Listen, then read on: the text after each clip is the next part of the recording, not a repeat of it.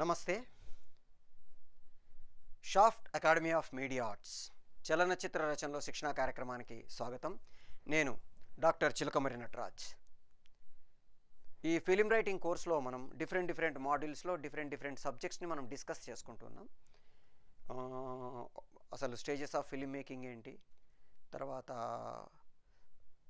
Script రైటింగ్లో ఉండే stages ఏంటి, pre elements of the story ఏంటి, ఎలిమెంట్స్ ఆఫ్ ది స్టోరీ ఏంటి, post elements of the story ఏంటి, ఇట్లా రకరకాల సబ్జెక్ట్స్ని మనం ఒక్కొక్క మాడ్యూల్లో ఒక్కొక్క సబ్జెక్ట్ని ఎలాబొరేటెడ్గా డిస్కస్ చేసుకుంటూ వస్తున్నాం. ప్రాక్టికల్గా ఎట్లా చేయాలో కూడా కొన్ని మాడ్యూల్స్లో మనం ప్లాన్ చేసుకుంటూ వస్తున్నాం.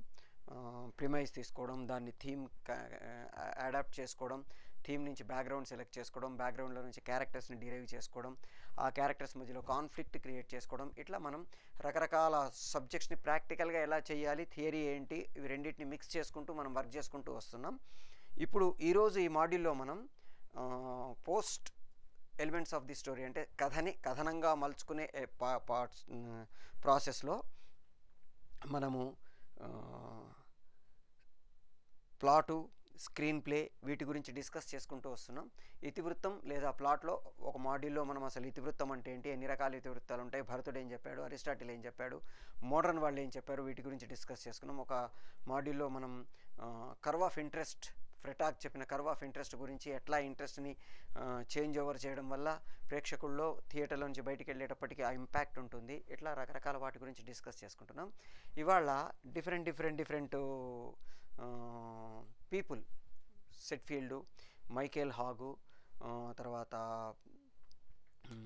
రాబర్ట్ మెకే, విలియం గోల్డ్మెన్, ఇట్లా రకరకాల వాళ్ళు ఈ ప్లాట్ని వాళ్ళ దృష్టితో ఎలాబరేట్ చేస్తూ స్క్రీన్ ప్లేలో ఉండే స్టేజెస్ ఏంటి, structure of the screen play, paradigm అంటాం. మనకి ఈ స్క్రీన్ ప్లే ఉండే యాక్ట్ స్ట్రక్చర్ని పారాడైమ్ అంటాం ఇంగ్లీష్లో. ఈ పారాడైమ్ ఎలా ఉంటే బాగుంటుంది అనేది డిఫరెంట్ పీపుల్ ఎలాబొరేటెడ్గా చెప్పడం జరిగింది. ఇందులో మనం ఒక ఇద్దరు ముగ్గురి టచ్ చేయడానికి ట్రై చేద్దాం. మనకు కంపారిజన్ ఆఫ్ 7 పారాడైమ్స్ అని ఒక ఆర్టికల్ ఉంటుంది. అందులో ఒక 7 రాసిన paradigms, first right from the Aristotle నుంచి లేటెస్ట్ వరకు రాసిన పారాడైమ్స్ని అనలైజ్ జరిగింది. ఈ 7 పారాడైమ్లో మనకి అరిస్టాటిల్ చెప్పిన 3 యాక్ట్ స్ట్రక్చర్, అదే 3 యాక్ట్ స్ట్రక్చర్ని ఇంకా కొంచెం పాలిష్ చేసి సిట్ఫీల్డ్ చెప్పాడు. ఆ తర్వాత 5 యాక్ట్ స్ట్రక్చర్ మైకేల్ హాగ్ చెప్పాడు. మిగతా వాళ్ళందరూ దీనికి అటు ఇటుగా చిన్న మార్పులతో వీటినే ఎలాబొరేటెడ్గా, అంటే కొన్ని పదాల మార్పులు కావచ్చు, స్టేజ్లో మళ్ళీ సబ్ స్టేజెస్ చేయడం కావచ్చు, ఇట్లా చేసి మనకి ఎనలైజ్ చేయడానికి ట్రై చేశారు. మేజర్గా సిట్ఫీల్డ్, మైకేల్ హాగు వీళ్ళిద్దరిని మనం కొంచెం ఎనలైజ్ చేసుకోవడానికి ట్రై చేస్తే, భరతుడిది ఆల్రెడీ 10 యాక్ట్ స్ట్రక్చర్ గురించి కూడా కొంచెం మాట్లాడుకుందాం. ఈ మాడ్యూల్స్లో 1 కావచ్చు, 2 కావచ్చు. బేస్డ్ ఆన్ ది ఎలాబరేషన్ మనం ఈ ప్లాట్ స్ట్రక్చర్, యాక్ట్ స్ట్రక్చర్, ప్లాట్ని మనం ఎలాబొరేట్ చేసే ప్రాసెస్లో, అన్ఫోల్డ్ ఆఫ్ ది స్టోరీని అంటే కథనంగా మార్చుకునే ప్రాసెస్లో మనం ఎలా ఎలాబొరేట్ చేసుకుంటూ వెళ్తాము అనే దాని మీద మనం ఇప్పుడు డిస్కస్ చేయడానికి ప్రయత్నం చేద్దాం. యాక్చువల్గా మోడర్న్ స్క్రీన్ ప్లేకి సంబంధించిన పాఠాలు చెప్పిన వాళ్ళలో అందరికంటే ఎక్కువ పాపులర్ ఫిగర్ సిట్ఫీల్డ్ గారే. మిగతా వాళ్ళందరికంటే కూడా సిట్ఫీల్డ్ ఈ స్క్రీన్ ప్లే మీద ఎక్కువ వర్క్ చేసి ఎక్కువ పాఠాలు చెప్పి, పర్టికులర్గా బీయింగ్ ఏ టీచర్ ఆయన రకరకాల ప్లేసులు తిరుగుతూ అనేక వర్క్షాప్స్ చేస్తూ ఒక 4 పుస్తకాలు కూడా రాసి స్క్రీన్ ప్లే మీద ఆయన వర్క్ చేయడం వల్ల మిగతా వాళ్ళందరికంటే కూడా ఆయన కొంచెం ఎక్కువ పాపులారిటీ పొందడమే కాకుండా ఎక్కువ వర్క్ చేసిన వాళ్ళగా కనపడతారు మనకి. అరిస్టాటిల్ మనకి 3 యాక్ట్ స్ట్రక్చర్ చెప్పాడు.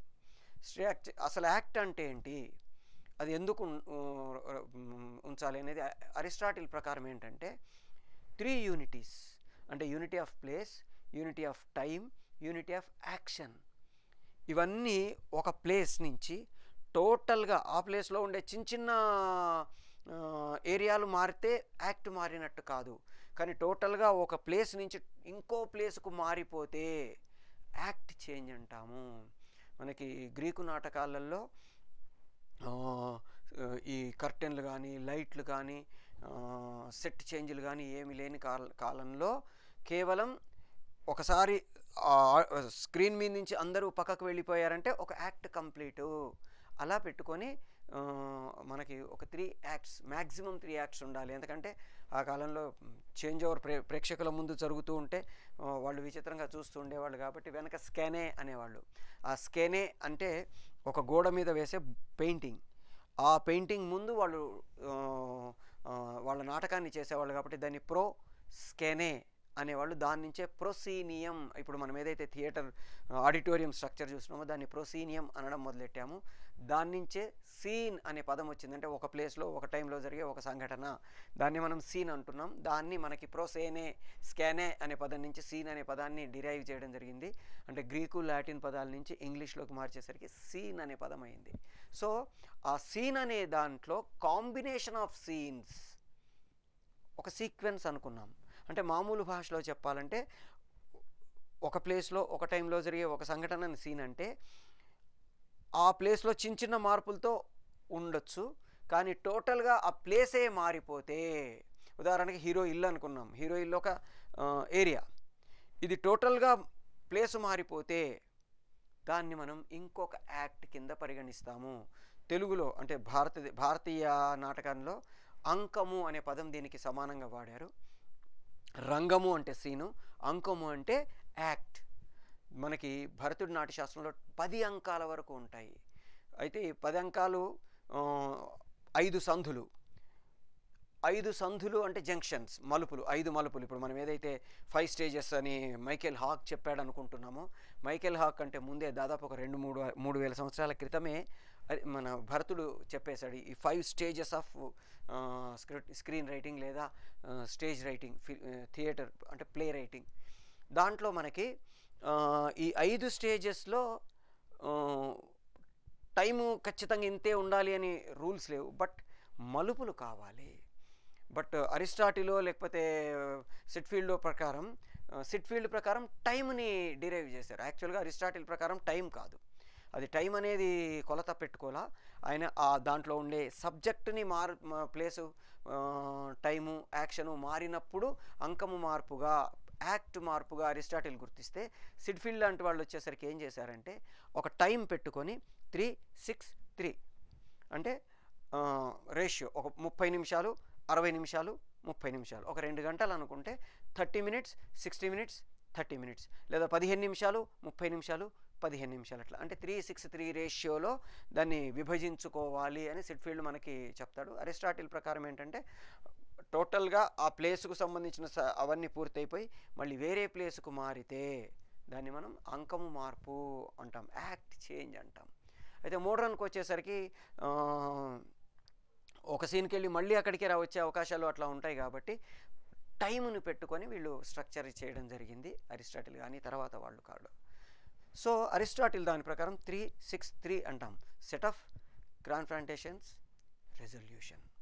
అంటే ఎవరి కథ చెప్తున్నాము, ఏం కథ చెప్తున్నాము, పాత్రలు ఏమున్నాయి అనేది పరిచయం చేస్తే దాన్ని సెటప్ అంటాము. అక్కడ ప్రాబ్లం స్టార్ట్ అయ్యి ఆ ప్రాబ్లం కోసం గొడవపడి ముందుకెళ్ళి కాన్ఫ్లిక్ట్ని ఫేస్ చేసి దాంతోపాటు ట్రావెల్ చేసి ఇదంతా కూడా కాన్ఫ్రంటేషన్ అంటాము. నెక్స్ట్ అక్కడి నుంచి ఫైనల్ క్లైమాక్స్ దగ్గరికి వెళ్ళిపోయి టోటల్గా అచీవ్మెంట్ ఏదైతే చెయ్యాలో దాన్ని చేస్తే దాన్ని రెజల్యూషన్ అంటాము. ఈ 3 స్టేజెస్ కింద మనకి అరిస్టాటిల్ చెప్పిన పాయింట్నే సిట్ఫీల్డ్ మనకు అందజేయడానికి ట్రై చేశాడు. 3-6-3 స్ట్రక్చర్లో సెటప్, కాన్ఫ్రంటేషన్స్, తర్వాత రెజల్యూషన్. అయితే తర్వాత కొంతమంది ఏం చేశారంటే act 1, starting of the act 1, middle of the act 1, end of the act 1 అంటే ఒక యాక్ట్కు 3 భాగాలు చేశారు. మళ్ళీ second act, starting of the second act, middle of the second act, end of the second act, RII. Starting of the third act, middle of the third act, end of the third act అంటే 3 భాగాలు చేశారు. కొంతమంది 2 భాగాలు చేశారు, act 1 part 1, act 1 part 2, అట్లా రకరకాలుగా వాటిని విడదీసి వాటికి కొన్ని పేర్లు పెట్టుకున్నారు. మీటింగ్ ది మెంథార్ అని, కాయినింగ్ ది ప్రాబ్లం అని, ఇట్లా రకరకాల పేర్లు పెట్టారు. అయితే వీళ్ళల్లో లాజికల్గా, తర్వాత ఎనాలిటికల్గా, పర్ఫెక్ట్గా ప్లాన్ చేసి ఇలా ఉంటే ఈ టైంకి ఇలాంటివి ఇన్సిడెంట్లు జరిగితే ఇలా టర్నింగ్స్ జరిగితే సినిమా హిట్ అయ్యే అవకాశాలు ఎక్కువగా ఉంటాయి అని మనకు బాగా కంఫర్టబుల్గా చెప్పిన వ్యక్తి మైకేల్ హాగ్. మైకేల్ హాగ్ అనే వ్యక్తి మనకి ఈ 5 plot points, 6 stages of film script అంటే ఒక స్క్రిప్ట్ని 6 స్టేజెస్గా మలిచి 5 ప్లాట్ పాయింట్స్ అంటే 5 ప్లాట్ పాయింట్స్ వస్తాయి, 5 టర్నింగ్ పాయింట్స్ వస్తాయి. 5 టర్నింగ్ పాయింట్స్ కంప్లీట్ చేసే ప్రాసెస్లో 6 స్టేజెస్ వస్తాయి.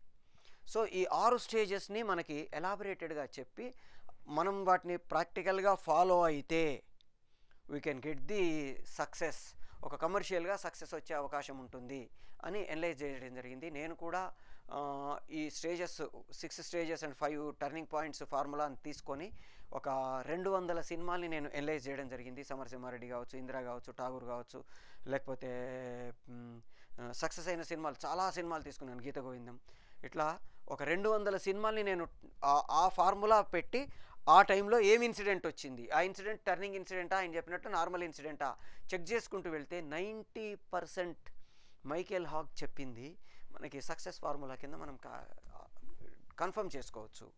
నేను దాదాపు ఒక 200 సినిమాల్ని హాలీవుడ్ కావచ్చు, హిందీ కావచ్చు, తెలుగు కావచ్చు, మలయాళం కావచ్చు, తమిళ్ కావచ్చు, కన్నడ కావచ్చు, ఇట్లా రకరకాల సినిమాల్ని తీసుకొని నేను మైకేల్ హాగ్ చెప్పిన ఈ ప్రాసెస్లో నేను ఎనలైజ్ చేయడం జరిగింది. నిజంగా మైకేల్ హాగ్ చెప్పిన ప్రాసెస్, ఆ పాయింట్స్ మనం కరెక్ట్గా ప్లాన్ చేసుకోగలిగితే, ప్లాంట్ చేసుకోగలిగితే ఒక మంచి కమర్షియల్ సక్సెస్ఫుల్ సినిమా చేయడానికి అవకాశం ఉంటుంది. అది నేను కూడా ప్రయత్నం చేస్తున్నాను. నేను రాసే సినిమాలలో దాన్ని ఇంప్లిమెంట్ చేయడానికి ట్రై చేస్తున్నాను. దాని గురించి ఇప్పుడు మనం కొంచెం ఎలాబొరేటెడ్గా మాట్లాడుకోవడానికి ట్రై చేద్దాం. ఈ మైకేల్ హాగ్ 5 టర్నింగ్ పాయింట్స్ లేదా 5 ప్లాట్ పాయింట్స్ ఆర్ 6 స్టేజెస్ ఫార్ములాలో ఒక టోటల్ టైంని ఆయన మినిట్స్ ఇలా కాకుండా పర్సంటేజ్ కింద డివైడ్ చేశాడు. అంటే మినిట్స్లో కలిస్తే ఏమవుతుంది, టోటల్ సినిమా మనకి టైం చెక్ చేసే ప్రాసెస్కి వచ్చేసరికి 1 గంటన్నర ఉండొచ్చు, 1 గంట 60 నిమిషాలు ఉండొచ్చు, గంట 2 గంటలు ఉండొచ్చు, లేదా 1 గంట 40 నిమిషాలు ఉండొచ్చు. ఇలా మార్పులు చేర్పులు ఉన్నప్పుడు కరెక్ట్గా యాక్యురేట్గా మనం దాన్ని క్యాలిక్యులేట్ చేయలేం. అదే పర్సంటేజ్ చెక్ చేసుకుంటే 15 నిమిషాల లోపు అన్నాను అనుకోండి, 4 గంటల సినిమాల్లో 15 నిమిషాలంటే చాలా తక్కువ, అదే గంటన్నర సినిమాలో 15 నిమిషాలంటే చాలా ఎక్కువ. అందుకని మైకేల్ హాగ్ ఏం చేశాడంటే he has taken the percentage of the time. ఆయన ఫస్ట్ డివైడ్ చేసిన ఎలిమెంట్స్ ఏంటంటే 10%, 25%, 50%, 70%, 90 to 99%. First turning point 10% of the film ఆ టైంకి వచ్చేయాలి. Second turning point 25% of the film అక్కడికి వచ్చేయాలి. Third turning point 50% of the film, mid point of the film అంటాము, అక్కడికి రావాలి. నెక్స్ట్ది 75% ఫిలిం దగ్గరికి వచ్చేయాలి. లాస్ట్ పాయింట్ 90 నుంచి 99 మధ్యలో ఎప్పుడైనా రావచ్చు. థర్డ్ యాక్ట్ ట్విస్ట్ అంటామే, అలాంటిది ఈ 90 to 99%లో ఎక్కడైనా రావచ్చు. ఆయన ఈ టర్నింగ్ పాయింట్స్కి కొన్ని పేర్లు కూడా పెట్టుకున్నాడు. ఫస్ట్ టర్నింగ్ పాయింట్ని ఆయన ఆపర్చునిటీ అంటాడు. అంటే వాట్ ఆపర్చునిటీ అంటే హీరోకి ఒక అవకాశం తన గోల్ వైపు వెళ్ళడానికి వచ్చే ఏదైతే మేజర్ పాయింట్ ఉందో, టర్నింగ్ పాయింట్, అది నెగిటివ్ కావచ్చు, పాజిటివ్ కావచ్చు, మామూలుగా జరిగే ఇన్సిడెంట్, కానీ దాన్ని ఆయన ఒక ఆపర్చునిటీ అంటాడు. అంటే హీరో తన గోల్ రీచ్ కావడానికి దొరికిన ఒక ఆపర్చునిటీ. ఇది మనకి 10% సినిమా టైంలో 10% టైంకి అయిపోవాలి. సెకండ్ది ఒక ఆపర్చునిటీ, దీనికి అవతలి వైపు 2 స్టేజెస్ వస్తాయి. అంటే ఈ 10%కు ముందు ఒక స్టేజ్, 10% నుంచి 25% మధ్యలో ఇంకొక స్టేజ్, 2 స్టేజెస్ వస్తాయి. 10% కంటే ముందు స్టేజ్ని ఆయన సెటప్ అన్నాడు. కామన్గా సెటప్ అనేది ఏ సినిమాలో అయినా, దేంట్లో అయినా, మనం ఏ కథలో అయినా మనం మాట్లాడుకునే ప్రాసెస్లో వచ్చే బేసిక్ పాయింట్. సెటప్ అంటే కొన్ని పాత్రల్ని, ఆ కథని, కథలో ఉండే మేజర్ పాయింట్స్ని పరిచయం చేయడమే సెటప్ అంటాము. మనం ఎక్స్పోజిషన్ అని ఫ్రెటాగ్ చెప్పిన పాయింట్, పరిచయం అని మనకి భరతుడు కానీ ఇండియన్ కాన్సెప్ట్లో కానీ చెప్పిన ప్రాసెస్ ఏదైతే ఉందో, ముఖ సంధి, ఇంట్రడక్షన్స్ అంటే ఓపెనింగ్ ఆఫ్ ది స్టోరీ. మనకు దీన్ని మనం సెటప్ అని మైకేల్ హాగ్ సెట్ఫీల్డర్ నా పేరునే ఇతను కూడా తీసుకున్నాడు. ఈ సెటప్ తర్వాత నెక్స్ట్ స్టేజ్, ఆపర్చునిటీ తర్వాత వచ్చే స్టేజ్ని న్యూ సిచ్యుయేషన్ అంటాం. అంటే అప్పటిదాకా ఉన్న ప్రాసెస్ నుంచి సడన్గా ఒక ఇన్సిడెంట్ జరిగేసరికి కొత్త ప్రపంచంలోకి వెళ్ళిపోతాము, కొత్త సిచ్యుయేషన్స్ ఏర్పడతాయి. పెళ్ళయింది అనుకోండి ఒక వ్యక్తికి, నిన్నటిదాకా పెళ్ళి కాకముందు దాకా అతని లైఫ్ స్టైల్కి, పెళ్ళి కాగానే అతని లైఫ్ స్టైల్కి చాలా చేంజెస్ వస్తాయి. కాలేజీలో చేరాడు అనుకోండి, కాలేజీలో చేరకముందు అతని లైఫ్ స్టైల్కి, కాలేజీలో చేరిన తర్వాత అతని లైఫ్ స్టైల్కి చేంజ్ ఓవర్స్ వస్తాయి.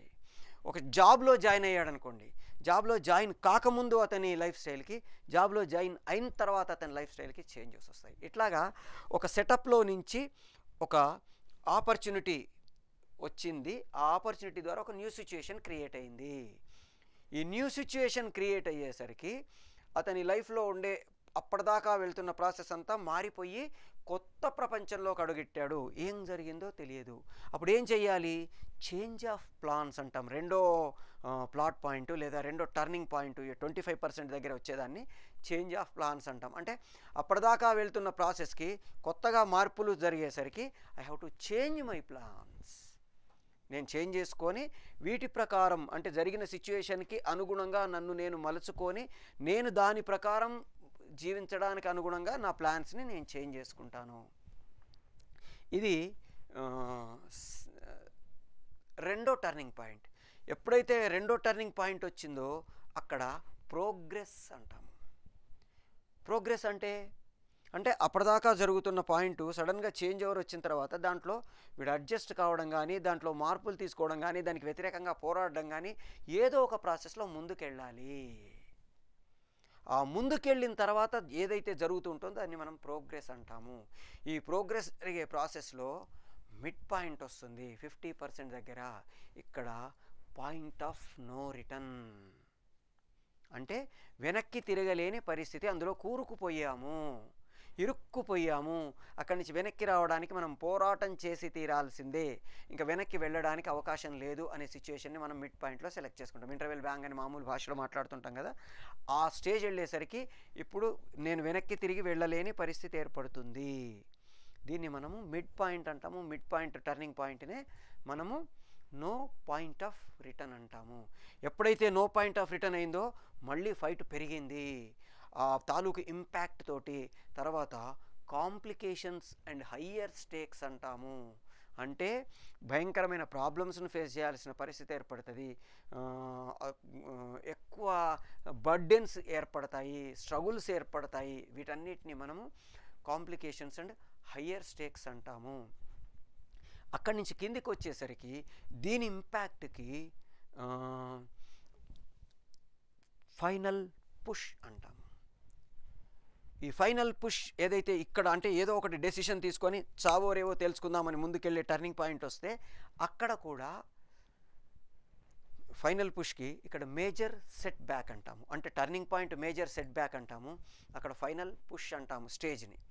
అంటే కాంప్లికేషన్ అండ్ హయ్యర్ స్టేక్స్ తర్వాత వచ్చే స్టేజ్ ఏదైతే ఉందో దాన్ని మనం ఫైనల్ పుష్ అంటాము. దానికి ఇక్కడ జరగాల్సిన ఇన్సిడెంట్ ఏదైతే ఉందో దాన్ని మేజర్ సెట్ బ్యాక్ అంటాం. అంటే కత్తులు కటాలు అన్నీ రెడీ తీసుకొని ఇంకా నేను బయలుదేరక తప్పదు అని డిసైడ్ చేసుకొని ఫైనల్ యుద్ధం చేద్దామని బయలుదేరడం ఏదైతే ఉందో దాన్ని మనం మేజర్ సెట్ బ్యాక్ అంటాము. దానికి ఫైనల్ పుష్ అంటాము.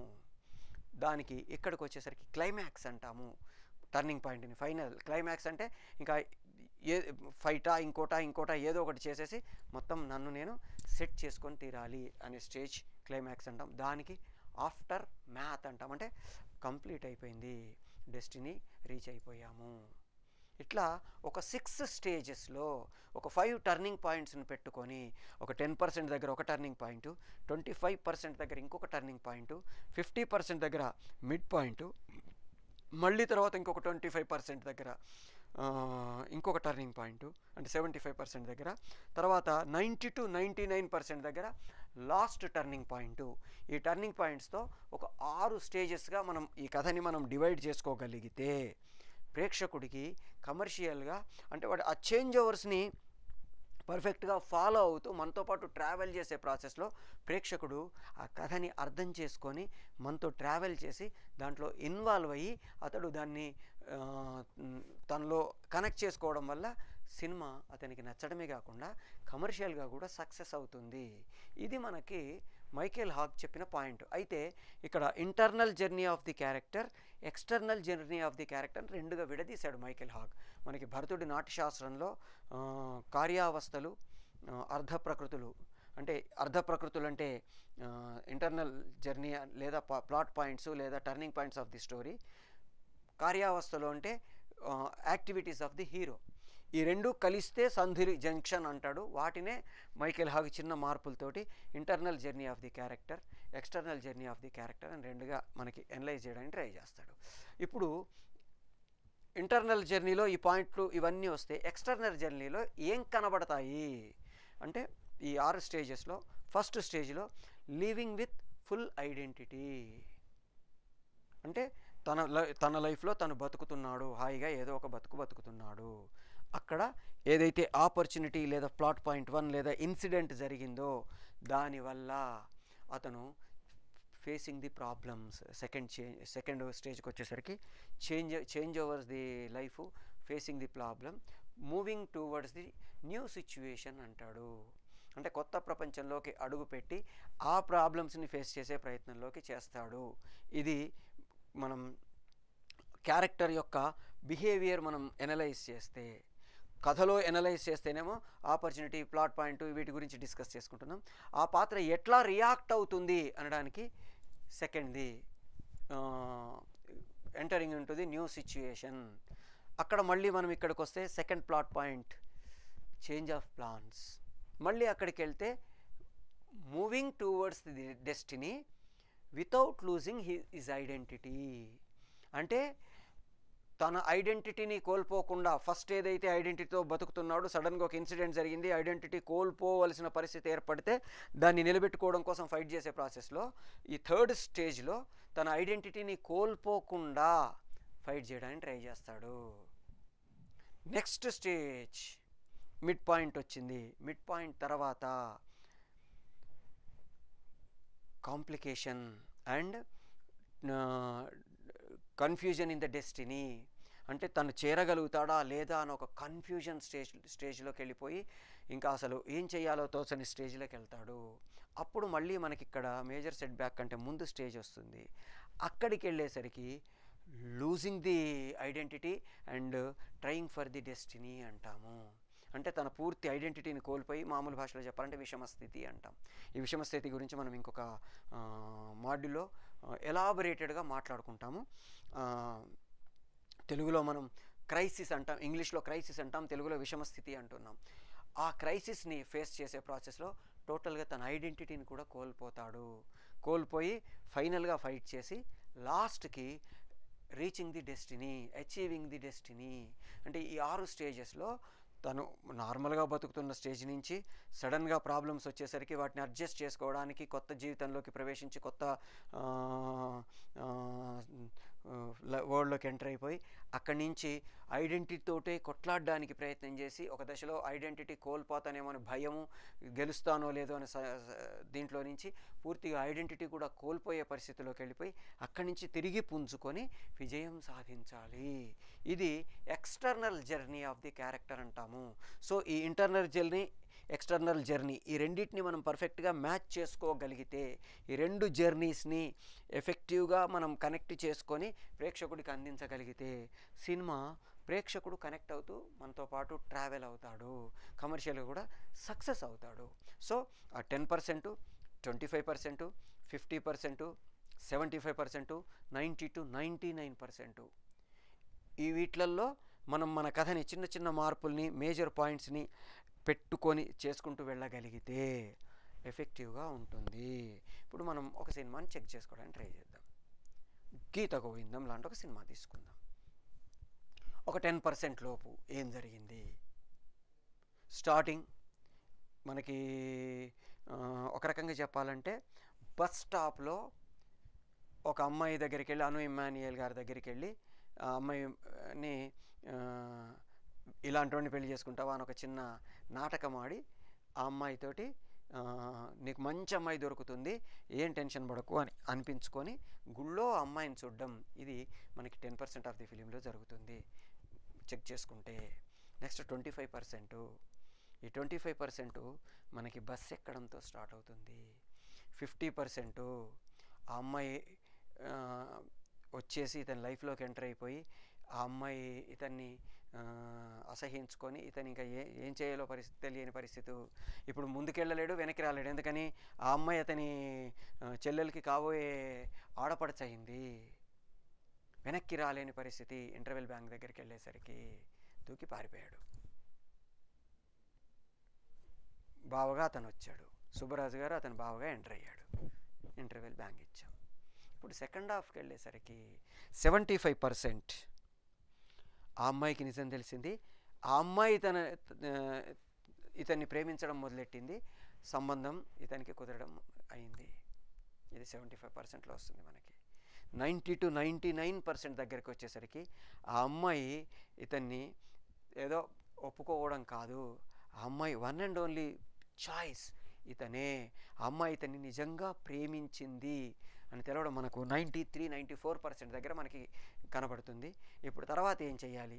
వెళ్ళాడు, ఆ అమ్మాయిని సలహా అడిగాడు, వచ్చాడు, మన మేకప్ తీసేయండి పెళ్ళి ఆగిపోతుంది అన్నాడు. ఆ అమ్మాయి దగ్గరికి వెళ్ళాడు, రిక్వెస్ట్ చేశాడు. తర్వాత మళ్ళీ వచ్చాడు, పెళ్లి పీటల మీద వెళ్ళాడు, ఆయన కాళ్ళ మీద పడ్డాడు. ఇదంతా ఆ 6%లో వస్తుంది. సో ఇట్లా ఈ మధ్య కాలంలో మీరు హిట్ అయిన ఏ సినిమా తీసుకున్నా మీరు దాన్ని అనలైజ్ చేసుకుంటే ఆటోమేటిక్గా ఈ స్టేజెస్ మనకి క్లియర్గా కనబడతాయి.